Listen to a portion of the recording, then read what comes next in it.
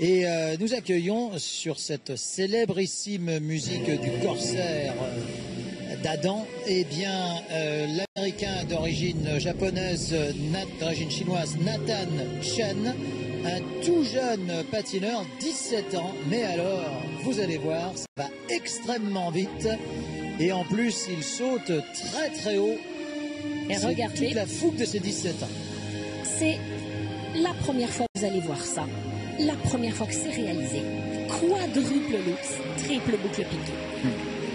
Alors, c'est ça qui est Philippe, impressionnant avec ces Américains, c'est qu'ils nous sortent toujours des nouveaux éléments comme ça. C'est un patineur qu'on ne connaît pas, pratiquement pas. Vous l'avez peut-être découvert mais c'est pas Philippe. Regardez le prochain saut, Philippe, vous allez être épaté. Un quintuple peut-être, non? Non, ça c'est l'année prochaine. Oui, nous y reviendrons. C'est triple, quadruple fil. Impressionnant dans un programme court maintenant de voir deux quadruples. Et le flip et le loops. En plus. Car deux quadruples dans un programme court, ça se fait, messieurs, couramment, mais avec un salto et un boucle piqué. Or là, il a choisi les sauts les plus difficiles du répertoire du patinage, le flip et le loops, pour les faire en quadruple. C'est du jamais vu. On a tendance à dire qu'ils sont plus difficiles, l'autre c'est le flip que le salto, boucle piqué ou boucle, mais en fait ce sont des quadruples qu'on tente moins souvent. C'est peut-être pour ça qu'on a l'impression qu'ils sont plus difficiles à faire. Mais moi j'ai l'impression qu'on peut réussir davantage un triple lutz avant même un triple boucle piqué, par moment, sur certaines personnes. Avis d'expert. Finalement, le poète Arthur Rimbaud avait raison de dire on n'est pas sérieux quand on a 17 ans. Mon Dieu, là, il n'a absolument rien à craindre et tout passe vraiment de façon formidable. Il y a peut-être, vous Philippe, qui avez démarré votre carrière également très tôt, c'est vrai que lorsqu'on a 17-18 ans, j'imagine que, qu'on est moins sensible à l'attente.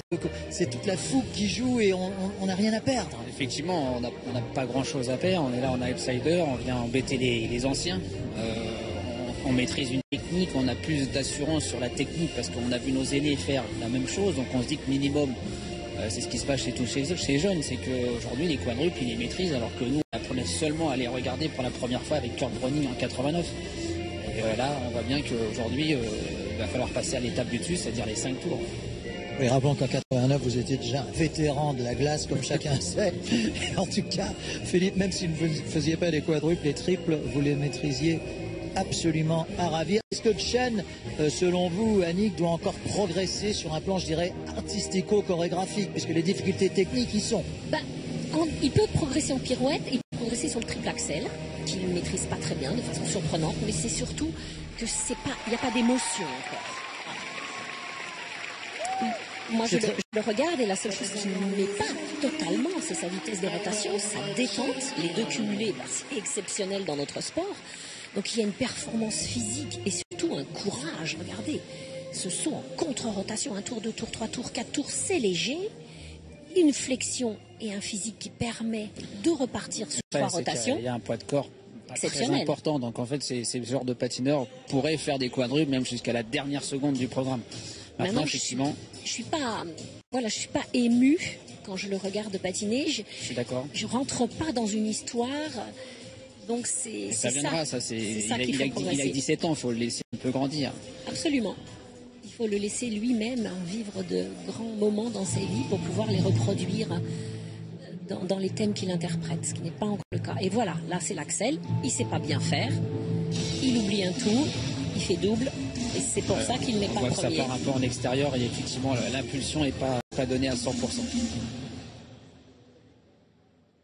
Et les pirouettes qui ne sont pas encore exceptionnelles.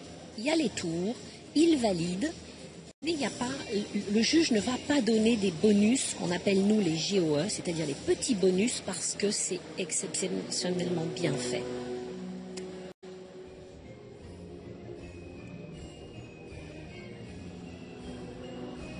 Alors donc je vous rappelle qu'il termine second et qu'il a réalisé une des combinaisons les plus difficiles de l'histoire de la catégorie garçon en patinage. Ce qui veut donc dire que le premier a dû réaliser vraiment quelque chose d'exceptionnel. Ça tombe d'ailleurs très très bien parce que le